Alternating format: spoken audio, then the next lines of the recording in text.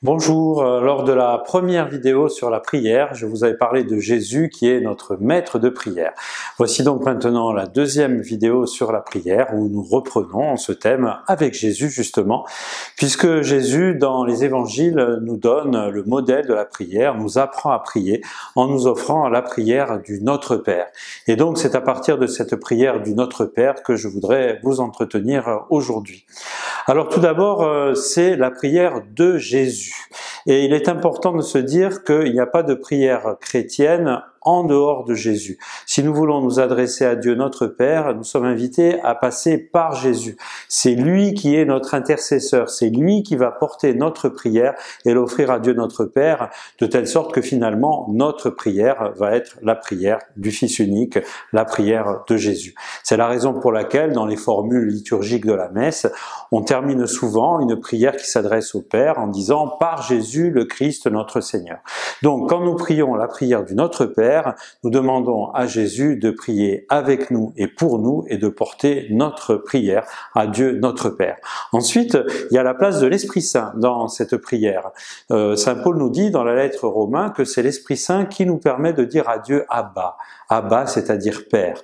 Et donc c'est l'Esprit Saint qui nous unit au Christ et qui fait jaillir de nos cœurs cette prière pleine de confiance, cette prière des enfants de Dieu. Alors, cette parole de Abba, comment la comprendre? Alors ce n'est pas aussi familier que papa, mais c'est quand même une parole pleine de confiance et d'affection. En effet, le Christ nous invite à être comme des enfants, c'est-à-dire d'avoir vis-à-vis de Dieu notre Père la confiance qu'ont les petits-enfants vis-à-vis de leurs parents. Ils savent que leurs parents les aiment, on leur donner la nourriture, le vêtement, l'affection, et donc c'est dans cet état d'esprit de confiance que nous avons à nous adresser à Dieu notre Père en lui disant Abba, comme l'Esprit Saint nous y invite, même si nous ne redisons pas ce mot-là, eh bien c'est dans cet esprit que nous avons à prier. Et puis, si nous considérons Dieu comme un père, par contre, lui nous considère comme un père considère ses enfants adultes, c'est-à-dire qu'il ne nous considère pas comme des petits-enfants, il nous considère comme des hommes et des femmes en pleine liberté, en pleine responsabilité, et il ne se permettra pas d'agir à notre place comme des parents n'agissent pas à la place de leurs enfants adultes. Ils sont là pour les accompagner, pour les écouter, pour les aider à la demande de leurs enfants adultes.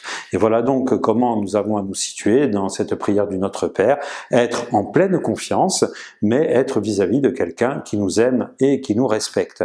Alors je terminerai pour la vidéo d'aujourd'hui en disant que c'est une prière de demande. Alors pourquoi une prière de demande alors que Dieu notre Père sait bien ce dont nous avons besoin?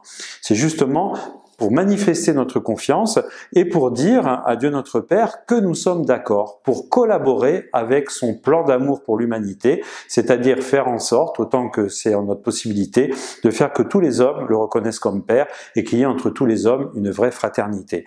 Et donc, si nous nous adressons à Dieu notre Père dans une prière de demande, c'est pour lui dire « nous sommes d'accord pour collaborer avec toi » et ensuite donne-nous la force justement d'entrer dans cette collaboration. C'est ainsi qu'on peut comprendre les premières paroles du Notre Père, que ton nom soit sanctifié, que ton règne vienne, que ta volonté soit faite sur la terre comme au ciel. On ne se regarde pas d'abord, mais on regarde le projet de Dieu. Alors c'est dans une prochaine vidéo que nous entrerons davantage dans la compréhension de ces demandes du Notre Père. Au revoir.